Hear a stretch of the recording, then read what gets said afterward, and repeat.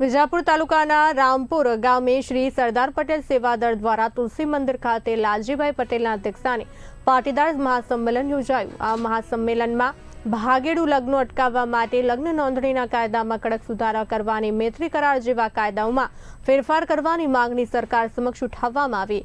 આ મહાસંમેલનમાં હજારોની સંખ્યામાં સમાજનું મોટી સંખ્યામાં ઉમટી પડ્યા। રામપુર સહિત આજુબાજુના 25 થી વધુ ગામોમાં મોટી સંખ્યામાં લોકો આ કાર્યક્રમમાં જોડાયા। સમાજના આગેવાનો યુવાનોને સંસ્કાર અને સમાજ સાથે જોડાઈ રહેવા અપીલ કરી હતી। સાથે જ સમાજ હિતના મુદ્દાઓને લઈને સરકાર સુધી એકજૂટ બની અવાજ પહોંચાડવાનો સંકલ્પ વ્યક્ત કરવામાં આવ્યો છે કે 18 વર્ષની દીકરીની ઉંમર 21 વર્ષ કરવામાં આવે। જે અત્યારે તલાટી લોકો જે લગ્ન કરી રહ્યા છે કલેક્ટર મામલતદાર કક્ષાએ થવું જોઈએ, ગામ લેવલે અને નગરપાલિકાએનું નોંધણી થવી જોઈએ અને જે લોકો ખોટી રીતે લગ્ન કરી રહ્યા હોય એ લોકોને કડકમાં કડક સજા થવી જોઈએ। આ મુદ્દા ઉપર અમે છેલ્લા 5 વર્ષથી લડી રહ્યા છીએ। સાથે સાથે રાજકારણની અંદર પણ 10% હિસ્સો જ્યારે જનરલ જ્ઞાતિનો મળવો જોઈએ એવું પણ અમારું કહેવું છે।